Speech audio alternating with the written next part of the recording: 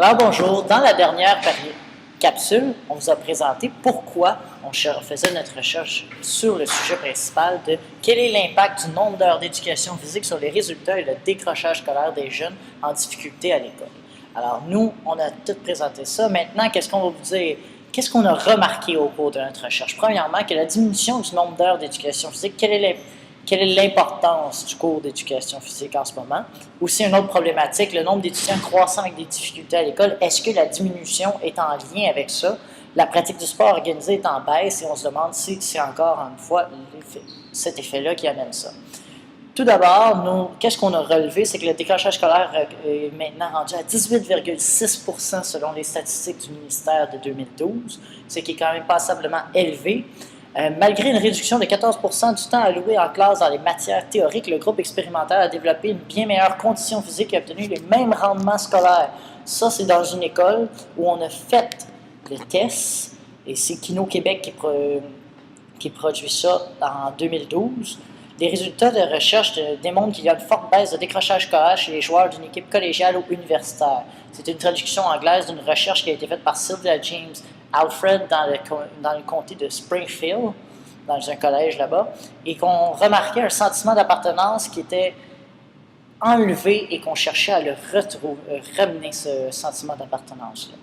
Notre type de recherche, si on va vers la méthodologie, c'est une recherche qualitative, interprétative. Les sujets d'échantillons de type intentionnel, ce sont des futurs enseignants, moi-même, avec plusieurs sources enseignants en éducation physique et des directeurs d'école. Ça va être des entrevues individuelles et l'objectif principal est d'aller chercher dans la commission scolaire de la Montérégie, donc dans le 450, beaucoup plus sur la rive sud de Montréal, des jeunes dans des écoles défavorisées, dans des écoles favorisées, riches, pauvres, collèges privés, écoles publiques, aller chercher des enseignants, plusieurs enseignants de différents facteurs pour vraiment avoir une analyse complète, avec des directeurs aussi d'école qui nous amènent des résultats et parler aussi avec les commissions scolaires. Notre but, déterminer l'influence de l'éducation physique sur les notes scolaires des jeunes en difficulté. Et après ça, après le schéma, qu'est-ce qu'on s'est rendu compte? C'est que le premier impact était sur la motivation. La motivation amenait un désintérêt pour la tâche et une dévalorisation de la personne. Le désintérêt amenait de l'hyperactivité, de la turbulence, la suspension, même l'isolement qui affectait automatiquement la réussite scolaire. Cette même turbulence-là affectait aussi les autres jeunes, la concentration dans la classe, résultats scolaires diminués.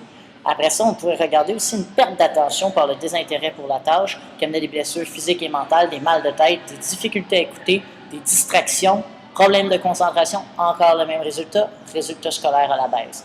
Autre chose aussi qu'on voyait, c'était dans la dévalorisation, c'était le manque de sentiment d'appartenance qui amenait un moins grand effort du jeune, moins d'importance à l'école, moins d'importance, moins d'études, baisse des résultats scolaires, réussite scolaire en problème. Quand on a un problème, c'est là que le décrochage scolaire. C'est un petit peu le cercle vicieux qu'on a amené.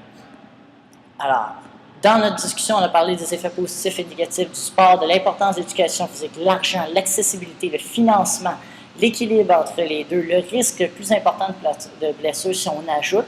Est-ce que l'école est adaptée pour les jeunes qui ont des difficultés ou des troubles? Est-ce que nous avons besoin assez d'enseignants et entraîneurs pour faire les équipes sportives? J'espère pouvoir continuer les recherches sur ce sujet et amener des solutions pour créer un outil de référence pour les directeurs d'école et futurs enseignants d'éducation physique qui amènent des solutions pour combattre le fléau du décrochage scolaire par l'utilisation de l'activité physique. Notre objectif est d'aller faire des post-tests, des pré-tests dans des écoles. Alors sur ce, je vous remercie, mais là, je dois vous quitter parce que j'ai vraiment beaucoup de travail devant moi à faire. Je tiens à remercier Dominique Gauthier, Jean-Philippe Tremblay, Robert Legault, Joanne Daudelin et plusieurs autres qui m'ont aidé dans cette recherche pour me guider. Merci beaucoup. Bonne journée.